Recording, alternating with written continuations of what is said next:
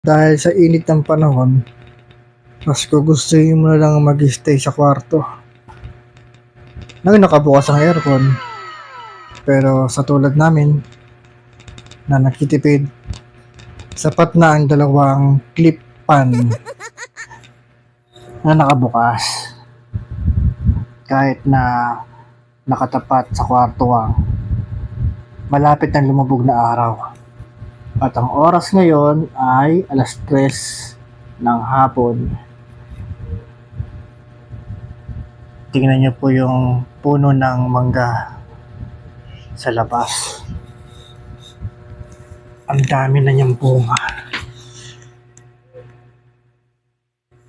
Papansin niyo po ba? Hindi kasi gaano makita sa camera eh. Pero ayun oh, kita ko dun oh.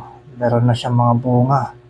Tapos ito, yung iba na galing sa pagkabulaklak eh unti-unti na nagiging bunga. Kapag dating talaga ng summer, eh ito talaga yung season ng mga mangga, no? Kayo din po ba?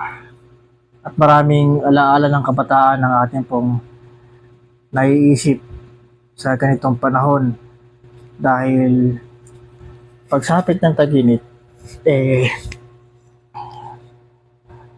darating na yung bakasyon.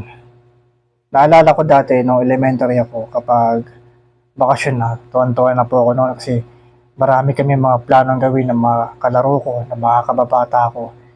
Tapos, ang pinaka gusto ko noon eh, magpahaba ng buhok. Pag dating po ng enrollment, makikita ka ng mga dati mong kaklase or magiging classmate mo ulit, eh, sabihin sa'yo, "Uy, ang haba na ng buhok mo ah." Tapos ikaw naman, feeling pogi ka. Lalo na nung panahon ng 90s, diba?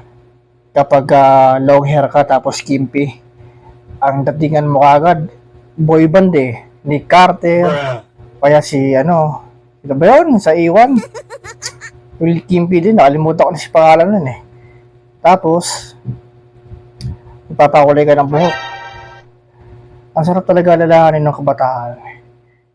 At pag ganitong panahon talaga, hindi pwedeng hindi mo maalala eh. Anyway, just sharing lang po ang aking po mga naiisip sa magandang oras. Dahil wala po akong magawa. Sakto at rest day ko. Magandang hapon. God bless.